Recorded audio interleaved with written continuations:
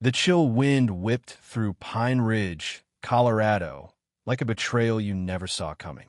Emily Hargrove clutched her worn suitcase on the rickety train platform, her heart pounding under layers of wool. At 34, she'd left behind a crumbling life in Denver, chasing a dream built on a single, desperate deception. She'd mailed Theodore Langford a photograph not of herself, but of her late best friend, lithe and fresh-faced like a prairie flower. Emily's own figure, full and curvaceous, strained against her travel gown in ways that turned heads and sparked whispers. She knew the risk the second she licked the envelope shut. A woman with no options left gambles everything. Theodore took one glance as she stepped off the train, his sharp merchant's eyes narrowing like he was appraising faulty cattle. "You're not the girl in the picture," he declared, his voice slicing through the frosty air. Heads turned on the platform, miners, shopkeepers, the curious lot of Pine Ridge all staring at the outsider. Emily felt their gazes like hot coals through her coat. What happens when a woman's final lifeline snaps? What told does one white lie exact? The humiliation burned, but she squared her shoulders. She'd endured worse than a smug traitor's scorn.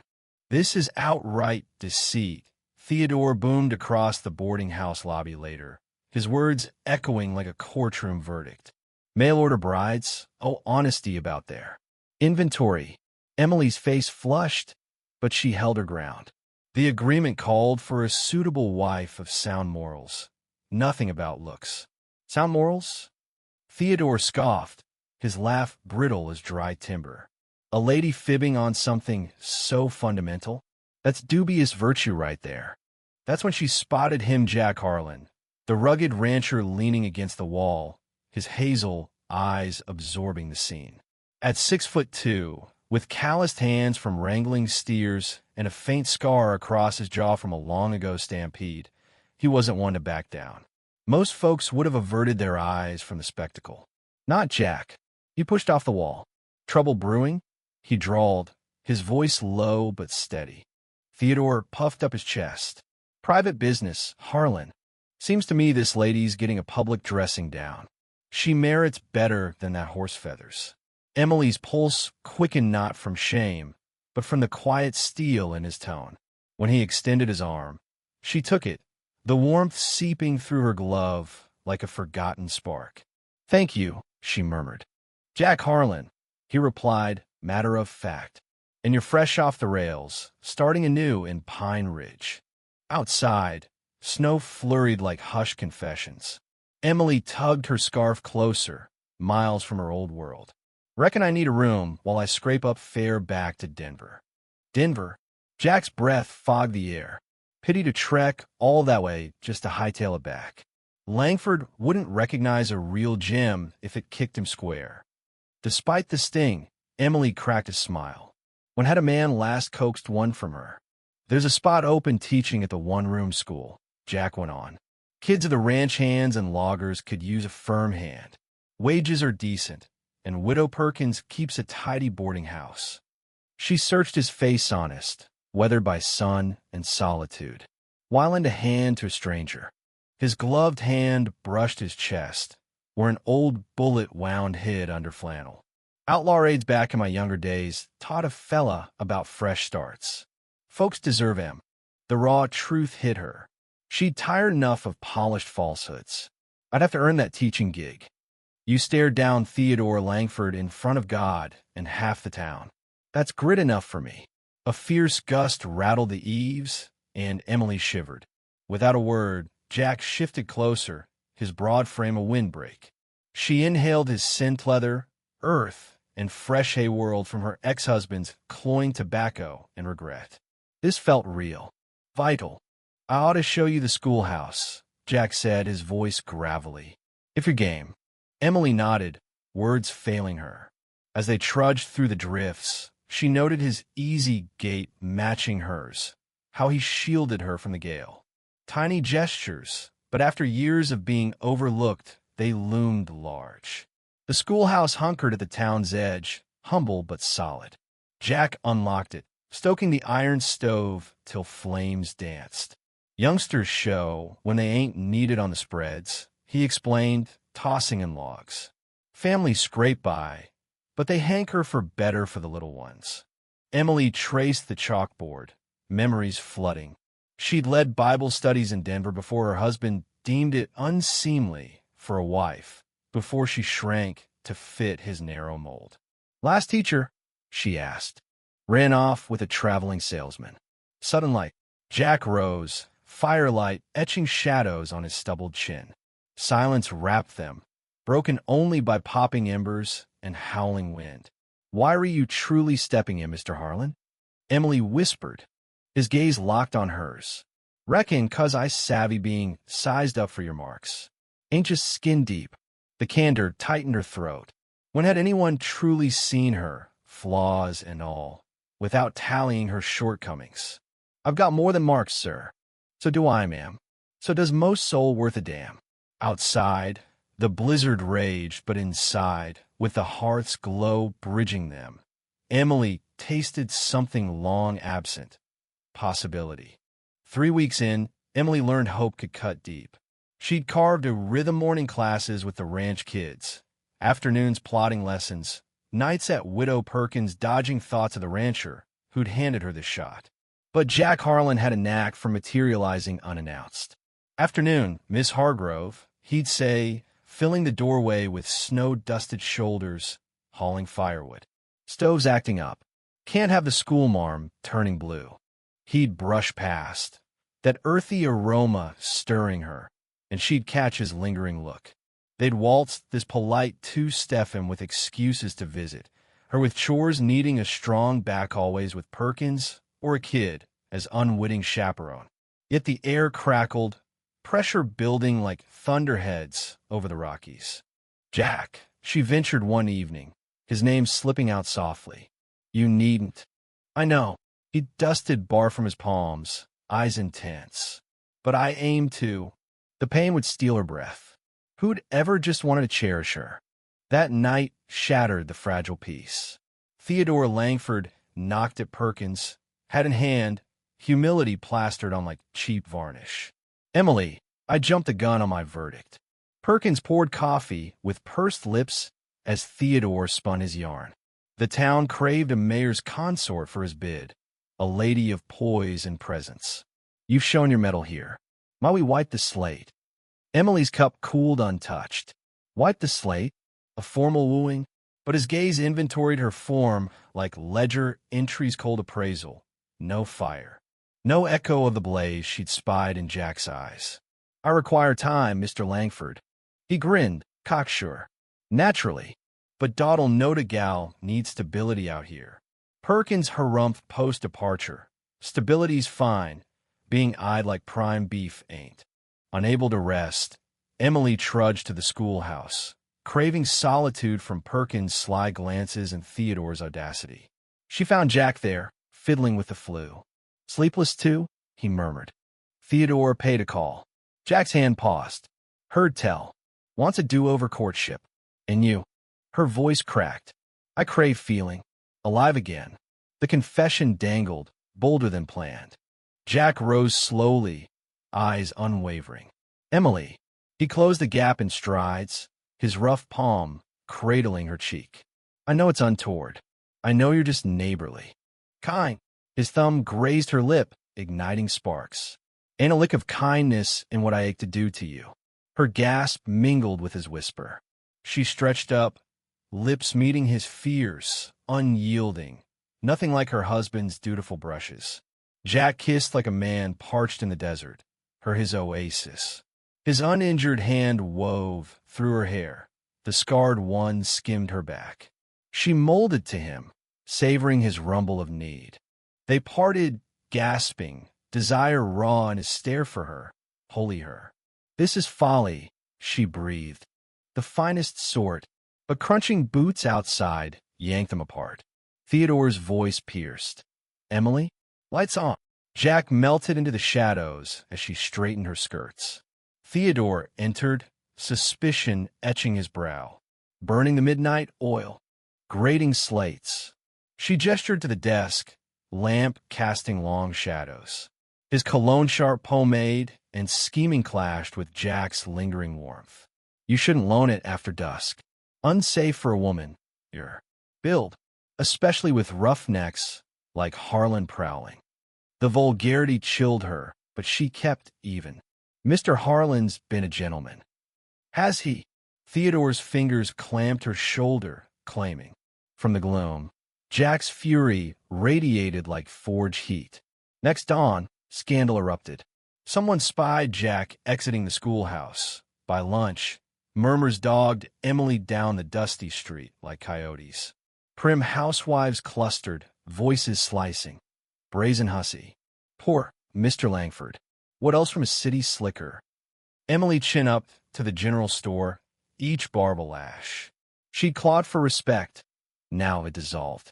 Inside, she locked eyes with Jack across the aisle, sparks flying amid the canned goods. Miss Hargrove, he said, formal, jaw ticking. Mr. Harlan. Gawkers hovered like buzzards. She snatched her staples, fleeing the suffocation. Outside, Jack snagged her elbow gently. Emily, about last night, was a blunder. The lies soured her tongue. His face was shadowed. Don't let him shame you for what sparked between us. What sparked wrecks all I've scraped together. And what's that worth? A life tiptoeing, scraping by with Theodore's leavings? His words bit true, stinging. At least it'd be secure. You get a pan, Jack. I'd rather be in it. He leaned in, voice hushed. Seen pen critters, Emily. They forget how to run wild.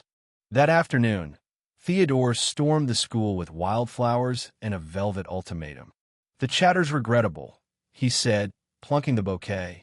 But Wedemy quells it pronto. Emily eyed the blooms, flashy, scentless like him. You're generous, but... Generous? Pragmatic. His edge sharpened. Your name's Mud. I'm extending a fix. His stare raked her. What do I expect? Loyalty, silence, and wifely. Attention.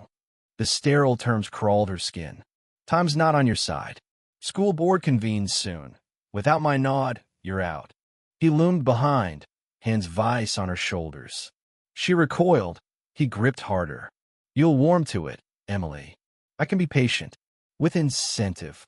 The door exploded inward, hinges groaning. Jack Harlan bulked the frame, eyes locked on Theodore's paws. Get your mitts off her. Theodore's hold slackened, not released. Private talk, Harlan. Not anymore. Jack advanced, menace coiled tight. Emily, this is your pick. She glanced Theodore's icy scheme versus Jack's inferno. One dangled gilded bars. The other, raw truth and devouring fire. No, she said firm. No, it ain't. Theodore's mug twisted. Big error, Emily. Won't proffer twice. Good, she shot back, and his glare turned venomous. You'll rue this. Both of you. Silence choked the room post-exit. Emily sagged. I've torpedoed my world. Jack knelt, scarred hand over hers. Nah, you just claimed it. How could he know? 'Cause I've watched souls dim inside. Lived it. She laced fingers with his reel, work-worn. Now what? Now you pick. His thumbs stroked her skin. Stay scrap for us. Or fear chases you east. I don't even savvy what us means. Then let me prove it. He drew her up. Restraint crumbled. His kiss devoured, claiming, urgent. She matched it, hands fisting his shirt. This wasn't tentative. It was possession. His palms worshipped her curves, once shamed, now exalted. Gorgeous, he growled at her neck.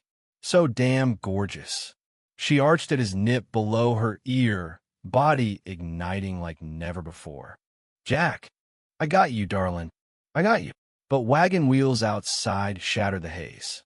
They sprang back, disheveled, hearts hammering. What are we playing at? She panted. Living, he grinned. At long last. Pine Ridge's gossip mill ground mercilessly. Within days, Emily's orbit shrank. The school board grilled her fitness. Perkins fielded gripes about loose borders. Even the store clerk hinted she'd shop elsewhere. Theodore Siege was methodical, married by month's end or total banishment. She'd witnessed this in Denver. crushing dissenters who bucked the elite. Jack found her in the dim schoolhouse, Theodore's missive wadded in her lap as sleet lashed windows. Dire tidings? He nodded at the paper. The pits. He's starving me out job, roof, all. Jack scanned it, jaw clenching. SOB legally, he's got leverage. Leverage? She laughed bitterly. Can't eat honor, Jack. Can't rent on fury. He pondered long, then, wed me. The proposal hung boldly. Emily's pulse raced. Her senses rebelled. Jack, not for shield. Not convenience. He stepped close, eyes blazing. Would me cause this fire's true, cause you wake me from the dead. She rose, trembling. You scarce know me. I know you rode 1,000 miles on grit alone. I know you buck tyrants unflinching. I know you taste like redemption, feel like hearth. His hands cupped her face tenderly. I know war's ghosts half killed me, and you mend me whole. Tears welled. I'm not that photo girl, Jack. Not slim, not spry. You're the one who sets my blood roaring, whose smile revives the buried, who I crave dawn to dusk. His thumbs wiped her cheeks. What if we flop? What if it's panic? Then we flop side by side. Before she answered, the door burst. Theodore loomed, rage incarnate. Touchy-feely? Futile. Jack shielded her. Beat it, Langford. Does it? Theodore brandished documents. Harlan, you're out for closure on your ranch. Bank's for closing now. Emily iced. You can't. I run the bank, doll. I safeguard Pine Ridge from riffraff. His smirk sliced. Clearing pests benefits all. Jack's fist balled. You low down. Threaten me? Jailbait cowboy. The snared Glee Medruin with clean hands. Unless. A new timbre cut in. Unless what? Sheriff Elias Grant entered, badge glinting, trailed by 2 loggers Emily's pupils' dads. Private dust-up Elias? Theodore warned. In a holler like this, private goes public fast. Grant drawled. Logger Ben, Riley advanced. Words flying, Langford funds vanishing from payrolls. Theodore blanched. Lies. That's so. Grant waved a ledger. Miss Hargrove flagged this. Sharp with numbers, she is. Emily's mind race-edge spotted the schemes. Pennies pilfered across accounts. Trivial alone, damning en masse. You've robbed the workers to plug your busted deals, she accused softly. Theodore's facade cracked. Feral. Nosy tramp. Jack lunged. Ben swung first fist, cracking Theodore's jaw like splitting oak. For pinching my boy's book fee. Ben snarled as Theodore folded. Grant sighed. Theodore Langford, arrested for embezzlement and fraud. In the hush, Emily collapsed into Jack's embrace, quaking with release and dread. It's done, she whispered. The rough ride, he murmured, lips at her brow. Now the sweet trail. Spring thawed Pine Ridge like forgiveness. Emily lingered in their cabin's threshold now, theirs watching Jack till the plot they'd seeded. 6 months wed, her heart still flipped at his grin. The justice's right was plain Elias presiding, town bearing witness as 2 scarred hearts pledged true. No finery, no steeple, just vows under vast blue. Theodore rotted in the county lockup, schemes dust. The bank reformed under watch, funds restored. Emily's palm rested on her belly, life Bedinga, fresh chapter. She'd share with Jack tonight, tangled in sheets, his touch reverent on her skin. Your wool gathering fierce, Jack teased, straightening from the furrows, soil on his arms, shirt clinging damp. She ached with love. Good wool or wild? Both. He sauntered over, stride loose. She melted into him, home. I love you. Emily Harlan, he breathed in her hair. Even her, especially when you're scheming wild. Especially then. They stood framed in the door, sun gilding the peaks. Behind, a home of shared picks, books, quilts, a bed of fire and solace. Ahead, seasons braved together, love forged in trial, not ease. The wilds had winnowed them, bared truths beyond facades. Flawed souls, they'd unearthed a flawless bond in a flawed land. And that, Emily mused as Jack's hold firmed, was the truest treasure. What did you think of Emily and Jack's journey? Drop a comment below, sharing your take. Did you root for her to stand up to Theodore's pressure, or worry Jack's protectiveness might backfire? What's your stance on second chances in love, especially when society's judging every curve? Let me know your thoughts and where you're tuning in from. The chill wind of Willow Creek whipped across the dusty train platform like a warning from the Rockies themselves. Eliza Harrington gripped her worn suitcase, her heart pounding as she scanned the sparse crowd. At 34, she'd left behind a life of quiet desperation in Boston, a failed marriage, mounting debts, and a body that society deemed too full-figure for grace. Desperate, she'd answered an ad from Victor Langford, a prosperous banker in this Colorado mining town, sending him a photograph of her late sister, slim and ethereal, instead of her own curvaceous reality. Now, stepping off the train in her fitted traveling gown that hugged her ample hips and bust, she braced for the fallout. Victor's sharp eyes narrowed as he approached, his tailored suit a stark contrast to the rugged miners milling about.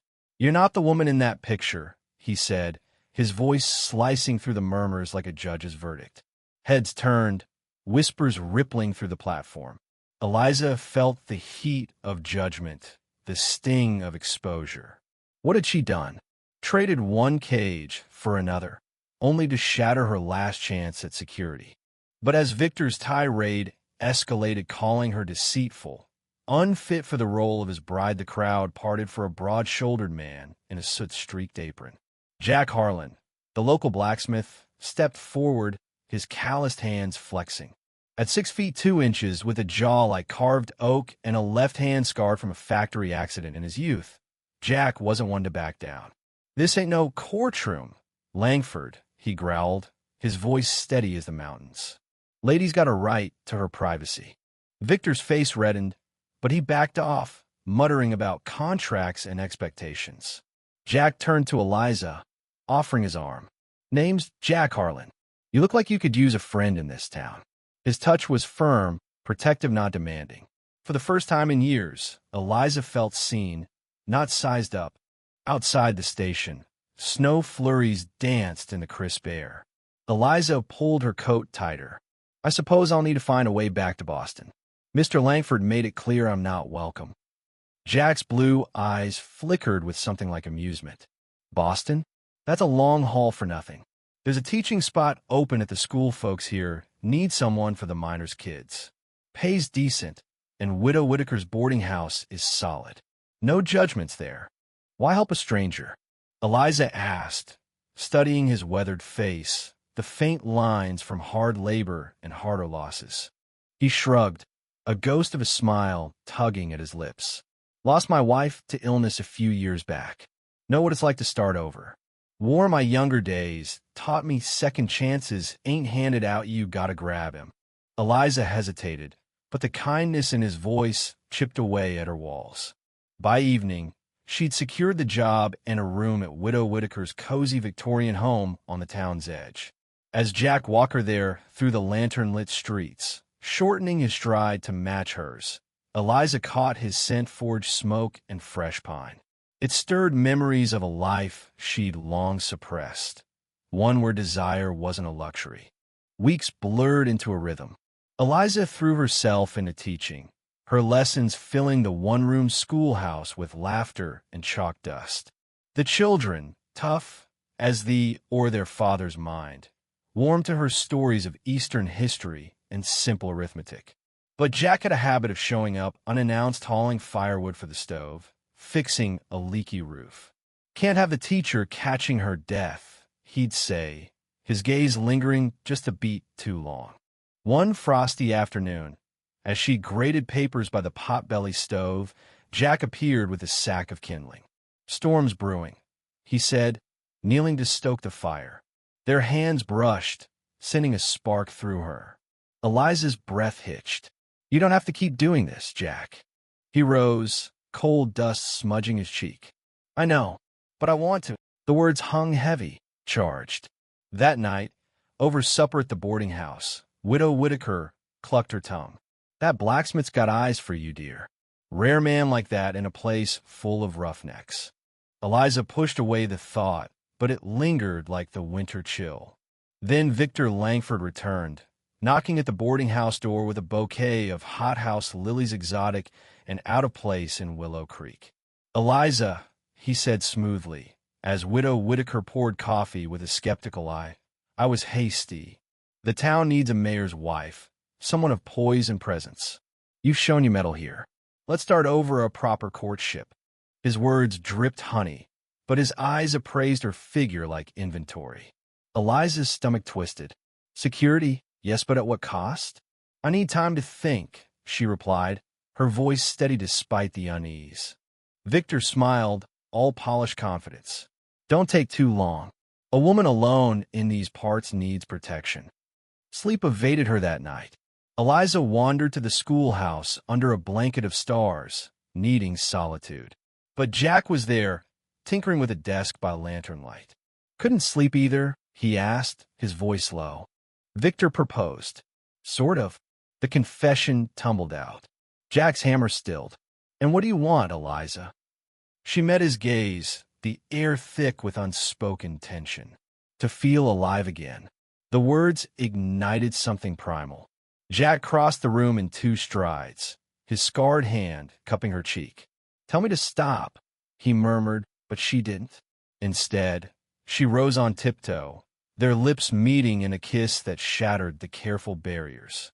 It was fierce, hungry Jack's good hand threading through her hair, his damaged one tracing her back with reverence. Eliza melted into him, her curves pressing against his solid frame, feeling desired for the first time, not despite them, but because of them. Footsteps outside yanked them apart. Victor's voice boomed through the door. "Eliza?" "Lights on." She smoothed her skirt, heart racing. As he entered, suspicion etching his features. "Working late? You shouldn't be alone dangerous with men like Harlan prowling." Jack melted into the shadows, but Eliza saw the fury in his clenched jaw. Victor's hand clamped her shoulder possessively. "A woman like you needs a real man." The implication hung, crude and controlling, fueling a rage in Eliza she hadn't known she possessed. By morning, a scandal erupted. Whispers slithered through Willow Creek. The new teacher caught kissing the blacksmith. Respectable matrons at the general store shot her sidelong glares. "Shameful," one hissed. "Poor Mr. Langford Chicago ways are corrupting our town." Eliza's cheeks burned, each word a lash. She built a fragile respect here. Now it crumbled. At the store, she locked eyes with Jack across the aisles, a silent promise amid the stares. Outside, he caught her arm. "Last night wasn't a mistake," he said fiercely. "Don't let them shame you for feeling." "But it could ruin everything," she whispered, voice breaking. Jack's eyes darkened. "Better ruined than caged. I've seen what settling dosit kills the spirit." That afternoon, Victor stormed the schoolhouse with roses and an ultimatum. "The gossip's ugly, but marrying me silences it." His tone sharpened as she hesitated. "Your reputation's in tatters. I'm offering salvation, obedience, discretion, and—" His gaze raked her body to wifely duties. Revulsion surged. "I need time. Time's not yours to waste." He loomed behind her, hands on her shoulders, grip tightening. "The school board meets soon. Without my word, you're out. You'll learn your place, Eliza." The door flew open, slamming against the wall. Jack filled the frame, eyes blazing. "Get your hands off her." Victor sneered, but Jack advanced, a storm contained. Eliza's choice crystallized. Victor's gilded trap or Jack's raw honesty. "No," she said, voice steel. "This isn't what I want." Victor's face twisted. "You'll regret this. Both of you." After he stormed out, Eliza slumped, tears pricking. "I've just burned every bridge." Jack knelt, taking her hand. "You saved yourself. Mary meant it for safety, but because this fire between us is real. You make me whole, Eliza. Brave, beautiful you." Tears fell. "I'm not the girl in that photo. I'm more." and that's everything I want." He pulled her close, their kiss deepening into a vow. But voices outside forced them apart more scandal fodder. Victor's revenge was swift and vicious. Within days, the school board grilled Eliza on her moral fitness. Widow Whitaker faced complaints about harboring loose women. Even the general store owner suggested she shop elsewhere. Victor's letter arrived like a death knell. Marry by month's end or face exile. Jack found her in the empty schoolhouse, snow blanketing the windows.